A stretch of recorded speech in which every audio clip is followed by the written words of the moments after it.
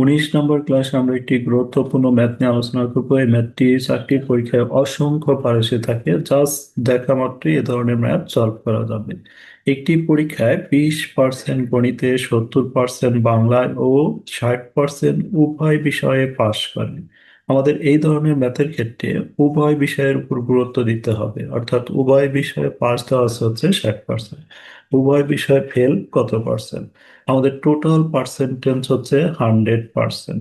আমরা এই 100% থেকে যে কাজটা করব, উভয় বিষয়টা আগে লিখে নিব। উভয় হচ্ছে আমাদের 60, উভয় বিষয়ে পাস।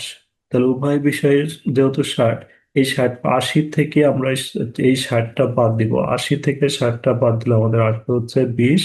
এরপরে 70 থেকে আমরা 60 বাদ দিব, আসবে হচ্ছে 10। তাহলে এগুলো যোগ করে জাস্ট 100% বাদ দিলে আমাদের ফেল বের হয়ে যাবে। আমাদের ফেল হচ্ছে 100% মাইনাস হচ্ছে এগুলো হচ্ছে 90%, অর্থাৎ 10% ফেল। আমরা যদি এই ম্যাথটি আর একটু বিস্তারিত দেখি, অর্থাৎ বেন চিত্রের সাহায্যে দেখি, বেন চিত্র দিয়ে এখানে আমাদের গণিতে এই বৃত্তটার মান হচ্ছে 80%, এই বৃত্তটার মান হচ্ছে 70%। উভয় বিষয় আমাদের বলছে 60, তাহলে উভয় বিষয়ের মানটুকু আমরা 60 বসিয়ে দিব। তাহলে এই যে 80 থেকে এই 60 বাদ দিব, বাদ দিলে আমাদের এখানে আসবে 20। এবং এই 70 থেকে এই 80 বাদ দিব, বাদ দিলে এখানে আমাদের হবে 10। তাহলে এইটা হলো আমাদের উভয় বিষয়ে পাস। আমাদের বের করতে বলছে উভয় বিষয়ে ফেল।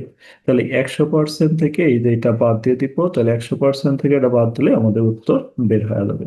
অর্থাৎ উভয় বিষয়ে ফেল 100% মাইনাস 20 প্লাস 60 প্লাস 10, অর্থাৎ 90% ইকুয়াল টু 10%। এভাবে আমরা বেনচিত্রের সাহায্যে এবং বেনচিত্র ছাড়াও খুব সহজে এই ধরনের ম্যাথ উত্তর করতে পারি। এই ধরনের ম্যাথ আরো বিস্তারিত দেখতে আমাদের ইউটিউব চ্যানেল গোল্ডেন কমার্স কেয়ারে ভিজিট করুন।